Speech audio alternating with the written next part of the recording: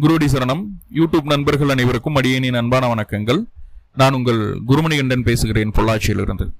திருக்கணித பஞ்சாங்கத்தின்படி வரக்கூடிய ஜூலை மாதம் ரிஷப ராசி ரிஷப லக்ன அன்பர்களுக்கு என்ன மாதிரியான பலன்கள் நடக்க இருக்கு அப்படிங்கிற விஷயத்தை இந்த பதிவுல நம்ம பார்க்க போறோம். பாசிட்டிவ் நெகட்டிவ் ரெண்டுமே பார்த்துடலாம். நெகட்டிவ் ஏதாவது இருக்கு அப்படின்னா அதை எப்படி பாசிட்டிவா மாத்திக்கிறது, அதற்குண்டான வழிபாட்டு முறைகள் என்ன, அதை எப்படி செய்யணும் அப்படிங்கிற எல்லா விதமான விவரங்களையும் விரிவா தெளிவா டீட்டெயில்டா அந்த பதிவுல நம்ம பார்க்க போறோம். முதல்ல இந்த மாதம் ரொம்ப ரொம்ப முக்கியமா ஒரு கிரிட்டிக்கலான கிரக சேர்க்கை இருக்கு. என்ன அப்படின்னு பார்த்துட்டீங்கன்னா, செவ்வாயும் கேதுவும் இணைவு விடுவது. இது உங்களுடைய ராசி அல்லது லக்னத்திற்கு 4ஆம் இடமான சுகஸ்தானத்துல அந்த கிரக சேர்க்கை இருக்குது. உங்களுடைய 7ஆம் அதிபதி 12ஆம் அதிபதி கேது கூட இணைகிறார். ஏன் அதை ரொம்ப இம்பார்ட்டண்டா எடுத்து சொல்றோம் அப்படின்னா, இந்த செவ்வாய் கேது இணையக்கூடிய ஒரு சூழ்நிலையில குருவும் அஸ்தமனமாகுது. இயற்கை சுபகிரகமான குரு சூரியனோட அஸ்தமனமாகுது. கேதுவினுடைய பார்வையில் இருக்கு அந்த குரு. அது ரொம்ப முக்கியம். கேதுவினுடைய பார்வையில் அந்த குரு பகவான் இருக்கார். செவ்வாய் கேது குரு சூரியன். ஸோ இது ரொம்ப ஒரு டேஞ்சரான ஒரு கிரக அமைப்பு. எப்பவுமே செவ்வாய் குரு சூரியன் 3 பேர் சேர்ந்தாலே கொஞ்சம் தொந்தரவுல கொடுப்பாங்க. என்ன ஆகும் செவ்வாய் கேதுனால அப்படின்னா, பொதுவாக உலகளாவிய விஷயங்கள்லேயே நிலநடுக்கங்கள் வர்றது, ட்ரெயின் ஆக்சிடென்ட் ஆகிறது, ஒரு ஃப்ளைட் ஆக்சிடென்ட் ஆகிறது, அதே நேரத்தில் உங்களுக்கு மக்களுக்கிடையே ஒரு போர் பதட்டம் நிலவுவது, அங்கங்கே குண்டு வெடிக்கிறது. ஸோ இந்த மாதிரி ஏதாவது ஃபயர் ஆக்சிடென்ட் நடக்கிறது, ஃபயரும் நிலமும் பாதிக்கப்படும், அவ்வளோதான். சரிங்களா? அதே போல் போர் மூழ்வதற்கும் வாய்ப்புகளை ஏற்படுத்தும் இந்த செவ்வாயும் கேதுவும் இணைவு வரக்கூடிய ஒரு சூழ்நிலை. குரு பலமா இருந்ததுன்னா பிரச்சனை இல்லை. குருவும் அஸ்தமனமாகிறார் இந்த மாசம்.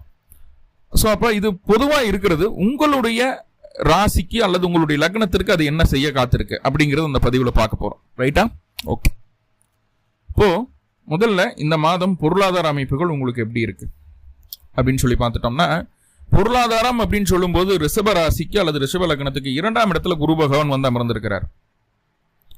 இப்போ 2ஆம் இடத்துல குரு பகவான் இருக்காரு. அவரே 11ஆம் அதிபதி. 11 கூடிய 2ஆம் இடத்துல இருக்கிறது நல்ல விஷயம் தான். பொருளாதார ரீதியா பெரிய தொய்வுகளை இந்த மாதம் நீங்க பார்க்க மாட்டீங்க. ஆனா அந்த குரு சுக்கிரனோட அஸ்தமனமாகுது அப்படின்ற ஒரு அமைப்பு வரும்போது, கையில காசு பணமெல்லாம் இருக்கும், ஏதோ ஒரு விஷயத்துக்கு பயன்படுத்தணும்னு நினைப்போம், ஏதோ ஒன்று செய்யணும்னு நினைப்போம். அந்த எண்ணங்கள், அந்த செயல், அந்த காசை பயன்படுத்தணும் அப்படிங்கிற ஒரு விஷயம் இருக்கு இல்லையா? கையில காசு மட்டும் இருந்தா போதாது, பயன்படுத்தணும் இல்லையா? அந்த பயன்படுத்தக்கூடிய விதம் அப்படிங்கிறது தடுக்கப்படும். கையில காசு இருக்கு, நீங்க கடைக்கு போறீங்க, உங்களுக்கு பிடிச்சமான ஒரு பொருள் இருந்தா தான் வாங்க முடியும் இல்லையா? பிடிச்ச மாதிரி இருக்காது. ஒரு ட்ரெஸ் எடுக்க போறீங்க, நம்மளுக்கு பிடிச்ச மாதிரி அமையாது. ஒரு வீடு வாங்க போறீங்க, நம்மளுக்கு பிடிச்ச மாதிரி அமையாது. பொண்ணு பார்க்க போறீங்க, திருமண மண்டபத்தை புக் பண்ண போறீங்க, நமக்கு பிடிச்ச டேட் கிடைக்காது. ஸோ அந்த மாதிரி கையில் இருக்க காசை செலவு பண்ண விடாது, இருந்தும் பிரயோஜனம் இல்லை அப்படின்ற மாதிரியான ஒரு சூழ்நிலைகள் அது ஏற்படுத்துது. இப்போ வருமானம் கண்டிப்பா வருமானம் வரும், அதுல எல்லாம் ஒன்றும் பிரச்சனை இல்லை. பேசியே சம்பாரிச்சு போடுவீங்க, அதுல எல்லாம் பிரச்சனை இல்லை. ஆனா இருக்கிறத பயன்படுத்த முடியாது. பார்த்துக்கலாம். இந்த ஒரு 300-350 ரேஞ்சில் சுகர் இருக்கக்கூடிய ஆளு ஸ்வீட் ஸ்டாலில் விட்டுட்டு எது வேணா எடுத்து சாப்பிடுன்னு சொன்னா ஒரு நாள் என்ன சாப்பிட முடியும்? வெறிக்க பார்த்துக்க முடியும். ஸோ அந்த மாதிரியான ஒரு சூழ்நிலை ரிஷபத்துக்கு இருக்குது. ஆனா இது இப்ப மட்டும்தான் சரியா மைண்ட்ல உள்வாங்கிட்டீங்க அப்படின்னா, இந்த விஷயம் எதுக்காகன்னா, இது இப்ப மட்டும்தான். இப்ப காசை சேமிக்கிறதுக்கு உண்டான ஒரு சூழ்நிலை. சேமிச்சுக்கலாம், தேவையில்லாத செலவுகளை செய்யாம சேமிச்சுக்க முடியும். பொருளாதார ரீதியாக இருந்து வந்த தடைகளை கூட அது நிவர்த்தி பண்ணிடும். ஸோ அதை நம்ம மைண்ட்ல வச்சுக்கணும். இந்த மாதம் முழுக்க உங்களுக்கு அப்படிதான் இருக்கு. அடுத்ததா சுயதொழில் செய்யக்கூடிய நபர்களுக்கு எப்படி இருக்கு அப்படின்னு பார்த்துட்டா, 9ஆம் இடம் 10ஆம் இடம் இது ரெண்டுக்கும் அதிபதி யாருன்னு பார்த்துட்டா உங்களுக்கு சனி பகவான். ஒரு 10ஆம் அதிபதி தொழில் ஸ்தானாதிபதி போய் 11ஆம் இடத்துல உட்கார்ந்து இருக்காரு லாபத்துல. ஸோ இதுல நல்ல விஷயம்தான். லாபத்துல அந்த சனி பகவான் இருக்கிறது உங்களுக்கு ஏதோ ஒரு வகையில நன்மைகளை ஏற்படுத்தி கொடுப்பாரு. ஒரு பக்கம் கொஞ்சம் டவுன் ஆனாலும் இன்னொரு பக்கம் உங்களுக்கு சப்போர்ட் பண்ணிடும். சுயதொழில் செய்யக்கூடிய நபர்கள் ஏதோ ஒரு வகையில ரொட்டேஷன் ஆயிடும். ஒரு கிராஜுவலா உங்களால நகர முடியும். ஆனா 10ஆம் இடத்துல ராகு அப்படின்னு சொல்லக்கூடிய கிரகு குருவோட பார்வையில் இருந்துட்டு இருந்தது இவ்வளவு நாளைக்கு. ஆனா இப்ப அந்த குரு வக்ரமாகுது, அந்த குரு அஸ்தமனமாகுது. அப்ப குருவோட பார்வை ராகுக்கு கிடைக்காம போகுது.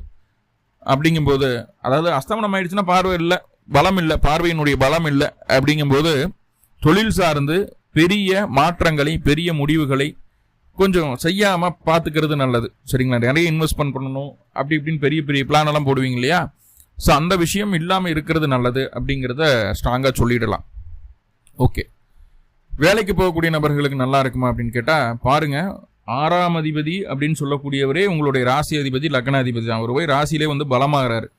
அப்படிங்கும்போது வேலையில் எந்த தொந்தரவும் இல்லை, எந்த தொந்தரவும் இல்லை. நீங்கள் என்ன நினைக்கிறீங்களோ, நீ அது எப்படி செய்யணும்னு நினைக்கிறோங்க எல்லாத்தையும் பக்காவாக பண்ணுவீங்க, ரொம்ப சக்ஸஸ்ஃபுல்லாக பண்ணுவீங்க. அதில் எந்த மாற்றமும் இல்லை.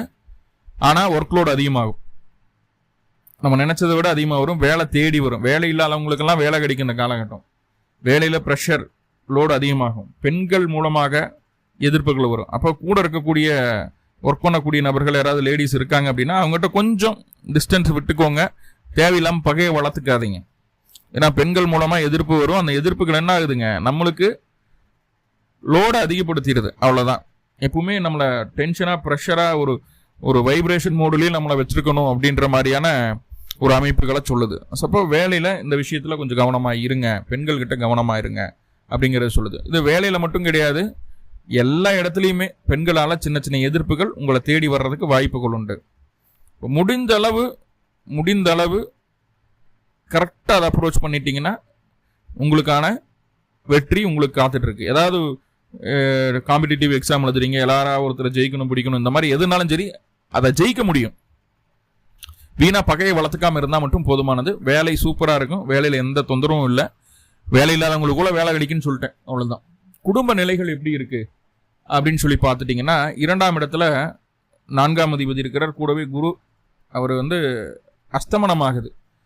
இந்த அமைப்பு என்ன சொல்ல காத்திருக்குதுன்னா, 2ஆம் அதிபதி 3ல் இருக்காரு. 18ஆம் தேதி வரைக்கும் குடும்ப அமைப்புகளில் எந்த பிரச்சனையும் இல்லை, ஓரளவுக்கு நம்ம மேனேஜ் பண்ணி போயிடலாம். அந்த 18ஆம் தேதிக்கு மேலே குடும்பத்தில் யாரா ஒருத்தர் நபருக்கு கொஞ்சம் கிறுக்கிடுது, ஏதாவது ஒரு விஷயத்த கிளப்பி விடுற வழியவே பார்ப்பாங்க. ஒன்றுமில்லாத விஷயத்த ஊதி பெருசு பண்ணுறது. ஆக்சுவலாக அது 10 பைசாக்கு பிரயோஜனம் இல்லாத விஷயமா இருக்கும். அதை எடுத்து பேசி பெருசு பண்ணி வலு நோட்டம் ஊதி அதை பொட்டு வச்சு பூ வச்சு பெரிய சண்டை கட்டி விட்டுருவாங்க, பெரிய சண்டையை ஏற்படுத்தி விட்டுருவாங்க. ஸோ அப்போ 18ஆம் தேதிக்கு மேலே குடும்ப உறவுகளில் தேவையற்ற கருத்து வேறுபாடுகள் வர்றதுக்கு வாய்ப்புகள் இருக்குது. நம்ம வாய் வச்சுட்டு கம்முன்னு இருந்தால் போதும்.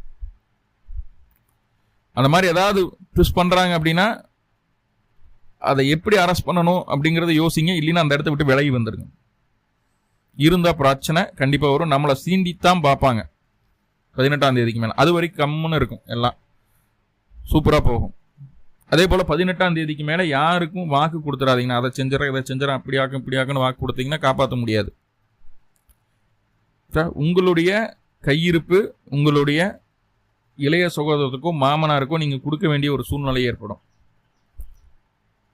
ஸோ அது தேவையை பொறுத்து, அவசரத்தை பொறுத்து, எவ்வளவு என்ன ஏதுங்கிறத பார்த்து உங்களுடைய சூழ்நிலையும் பொறுத்து கொடுக்கறது நல்லது. கண்டிப்பாக கொடுக்குற மாதிரியான ஒரு சூழ்நிலைகளை காட்டுது. இது மாமனாருக்கோ இளைய சகோதரத்துக்கோ கொடுக்கலாம், தப்பில்லை. அக்கம் பக்கத்தினருக்கும் அந்த மாதிரியான ஒரு சூழ்நிலைகள் வரும். அங்கே கொடுத்தா காசு திரும்ப வராது, அந்த பழக்க வழக்கம் கெட்டு போயிடும், பார்த்துக்கிடுங்க. உடல் ஆரோக்கியம் எப்படி இருக்கும் அப்படின்னா, இங்கே தான் மெயின் மேட்டர் இருக்குது. ஏன்னா அந்த 4ஆம் அதிபதி அஷ்டமாதிபதி கூட சேர்றாரு. 4ஆம் அதிபதி அஷ்டமாதிபதியை அஸ்தமனம் செய்கிறாரு அப்படின்ற மாதிரியான அமைப்புகள் சொல்லும்போது உடம்பு என்னமோ நல்லா இருக்கிற மாதிரியான ஒரு ஃபீல் இருக்கும். மனசு தான் ரொம்ப போட்டு கிளப்பிக்கும். முக்கியமாக இருதயம் சார்ந்த விஷயங்கள்லையோ அஜீரண கோளாறுகளோ அதிகமாக வர்றதுக்கு வாய்ப்புகள் உண்டு. ஸோ அது ரொம்ப கொஞ்சம் சிவியராக இருந்ததுன்னா அதை உடனே என்ன ஏதுங்கிறது பார்த்துக்கிறது நல்லது. முடிந்த அளவு சீக்கிரமாக ஜீரணமாகக்கூடிய உணவுகளை சாப்பிடுங்க. என்னோட பெஸ்ட் அட்வைஸ் அதுதான். ஸோ அது ரொம்ப முக்கியம். அதே போல் அந்த ஆல்கஹால் பழக்கம் இருக்குது, இந்த மாதிரி இருந்ததுன்னா இந்த மாதம் கொஞ்சம் மேக்சிமம் கம்மி பண்ணிக்கோங்க. அது வேண்டாம். எல்லா நேரமும் ஒரு நேரம் போல் இருக்காது, கண்டிப்பாக அது பாதிப்பை கொடுக்கும் அப்படிங்கிறத புரிஞ்சுக்கோங்க. மேக்சிமம் கம்மி பண்ணிக்கிறது நல்லது. கணவன் மனைவி உறவு எப்படி இருக்கும் அப்படின்னு பார்த்துட்டா, 7ஆம் அதிபதி செவ்வாய், அவர் போய் கேது கூட இணைகிறாரு. நீங்கள் எவ்வளவுக்கு எவ்வளவு உங்களுடைய துணையை அனுசரித்து போகிறீங்களோ அவ்வளவுக்கு அவ்வளவு உங்களுக்கு நல்லது. இல்லை அப்படின்னா நீங்கள் என்ன பண்ணுவீங்கன்னா, இந்த மாதம் நான் சொல்கிறது சரி, எனக்கு எல்லாமே தெரியும் அப்படின்ற மாதிரி நம்மளுடைய நலத்தை மட்டுமே யோசிப்போம். அதனால் துணை என்ன பண்ணுது அப்படின்னா, நம்மளை வேணான்னு நினைக்கிற அளவுக்கு வெறுத்துருது. அப்போது அவங்களுக்கு டைம் ஒதுக்குங்க, அவங்க கூட கொஞ்சம் டைம் ஸ்பெண்ட் பண்ணுங்க அப்படிங்கிறது ரொம்ப ஒரு முக்கியமான கருத்தாக இருக்குது. அதே போல் வந்து கொஞ்சம் பிடிவாதமும் ரொம்ப ஸ்ட்ராங்காகவும் இருப்பாங்க உங்களுடைய வாழ்க்கை துணை. ஸோ அதை நம்ம டாலரேட் பண்ணி தான் போகணும். நான் இப்படி இருக்கிறேன்னாக்கும் நான் சொன்னால் கேட்க மாட்டேன், பிடிக்க மாட்டேன் அப்படின்னா குடும்பம் ரெண்டாயிடும். சரிங்களா? அது நான் சொல்கிறேன், தெளிவாக சொல்கிறேன், 18ஆம் தேதிக்கு மேலே உஷாராக இருங்க அப்படின்னு. ஸோ அப்போ கணவன் மனைவி உறவில் அந்த டேட் அப்படிங்கிறத ஞாபகம் வச்சுக்கோங்க. படிப்புலாம் ஒன்றும் பிரச்சனை இல்லை. படிப்பு உயர்கல்வியாக இருந்தாலும் மேல்கல்வியாக இருந்தாலும் நல்லா தான் இருக்குது. ஆரம்ப கல்வி நல்லா தான் இருக்குது, ஒன்றும் பிரச்சனை இல்லை. வயதானவர்களுடைய உடல்நிலை, வயதானவர்களுக்கு அப்படின்னு சொல்லி பார்க்கும்போது இங்கே ஹார்ட் சம்மந்தமான பிரச்சனைகள் இருந்ததுன்னா கொஞ்சம் எக்ஸ்ட்ரா கேர் எடுத்து பார்த்துக்கணும். அதே நேரத்தில் மூச்சு விடுறதுல சிரமம், இந்த மாதிரியான ஒரு தொந்தரவுகள் வர்றதுக்கு காட்டுது. அப்போது முடிந்த அளவு டஸ்டான இடங்களுக்கு போகாமல் பிடிக்காமல் இருந்துக்கிறது நல்லது. அதை மட்டும் உடல் ஆரோக்கியத்தில் கவனமாக இருந்துக்கிட்டா போதுமானது. மற்றபடி இன்டேக்கோ மற்ற விஷயங்களோ பெரிய பாதிப்புகளோ ஒன்றும் இல்லை. கொஞ்சம் ரிலாக்ஸ்டாக இருக்கலாம். நோயினுடைய தீவிரம் குறையிறதுக்கு வாய்ப்புகள் கிடையாது. அதை அப்படியே மெயின்டைன் பண்ண முடியும் இந்த மாதம். அதே போல் வந்து குடும்ப பெண்களுக்கு எப்படி இருக்குது, இல்லத்தரசிகளுக்கு எப்படி இருக்குது அப்படின்னு சொல்லி பார்த்துட்டா, உங்களுடைய ராசி அதிபதி பலமாக இருக்கிறார். அப்போ வாழ்க்கை துணை கேது கூட போய் சேர்ந்தாச்சு. நம்ம ஸ்டாண்டில் தான் நிற்க போகிறோம். நீ என்னமோ பண்ணு, என்னமோ போ அப்படின்னு சொல்லி இருந்துடுவோம். பாவம், இந்த மாதம் ரிஷப ராசி ரிஷப லக்னத்தில் பிறந்த பெண்களை திருமணம் பண்ண ஆண்களுக்கு அதீத மன உளைச்சல் காத்துட்ருக்கு. ஆனால் அதை பற்றி நம்ம கேர் பண்ணிக்கவே மாட்டோம். அவங்களுக்கு மன உளைச்சல் ஆயிடுச்சு அப்படின்னு சொல்லி நம்ம யோசிக்க கூட மாட்டோம். ஸோ அந்த மாதிரியான ஒரு சூழ்நிலைகள் இருக்குது. இல்லத்தரசிகளே கணவரை நல்லபடியாக பார்த்துக்குங்க. சரி, செவ்வாய்க்கேது என்ன பண்ணுது அப்படின்னா பாருங்க, செவ்வாய்க்கேது என்ன பண்ணுது அப்படின்னு பார்த்துட்டிங்கன்னா வண்டி வாகனத்தில் கவனமாக இருக்க வைக்குது. கவனமாக போகணும், வரணும், பிடிக்கணும், விபத்து நடக்கிறதுக்கு வாய்ப்பு இருக்குது. அதே நேரத்தில் தாயாரினுடைய உடல் ஆரோக்கியத்தில் ரொம்ப ரொம்ப கவனம் வேணும். தாயாரினுடைய உடல் ஆரோக்கியத்தில் வேணும். அவங்களுக்கு மருத்துவ செலவுகள் வர்றதுக்கும் வாய்ப்புகள் உண்டு. தாயார் பேரில் இருந்து வந்த சொத்தில் ஏதாவது பிரச்சனைகள் புதுசாக கிளப்புறதுக்கு வாய்ப்பு இருக்குது. அந்த மாதிரி இருந்துன்னா இப்போ கொஞ்சம் தள்ளி போட்டுருங்க, அதுதான் நல்லது. அதே போல் தாயாருக்கு இந்த காலகட்டம் ஆப்ரேஷன் ஏதாவது பிடிக்கணும், அந்த மாதிரி பண்ணணும் அப்படின்னா இது நல்ல காலகட்டம், தாராளமாக செய்யலாம். தாயாருடைய உடல் ஆரோக்கியத்தில் ரொம்ப கவனம் வேணும். நீங்கள் வண்டி வாகனத்தில் ரொம்ப கவனமாக இருங்க. வீட்டுக்குள்ளே பாம்பு வர்றது, பள்ளி வர்றது, இந்த மாதிரி பூச்சிகள், விஷப்பூச்சிகள் வர்றதுக்கு வாய்ப்புகள் உண்டு. ஸோ அது வராமல் தவிர்க்கிறதுக்கு என்ன பண்ண முடியுமோ அதை செய்துடுங்க, போதும். இந்த செவ்வாய்க்கேது இதுதான் முக்கியமாக செய்ய காத்திருக்கு. இப்போ நிறையா விஷயங்களை பார்த்துட்டோம். இன்னொன்று வழிபாடு பரிகாரம் வேணும் இல்லையா? அருகில் இருக்கக்கூடிய பைரவர் கோயிலுக்கு போங்க. பைரவுக்கு 2 நல்லெண்ணெய் தீபம் போட்டு வழிபாடு பண்ணிட்டு வாங்க. பிறந்த கிழமை அன்னைக்கு, பிறந்த நட்சத்திரத்தன்னைக்கும். இந்த மாதம் ரொம்ப ரொம்ப வெற்றிகரமான மாதமாக உங்களுக்கு மாறும். முதல் 26 நாட்கள் மிக மிக சாதகமாக இருக்கு. உங்களுக்கு சரியாக பயன்படுத்திக்கிட்டான். நன்றி நண்பர்களே, நன்றி. வாழ்வுளமுடன். திருச்சிற்றம்பலம்.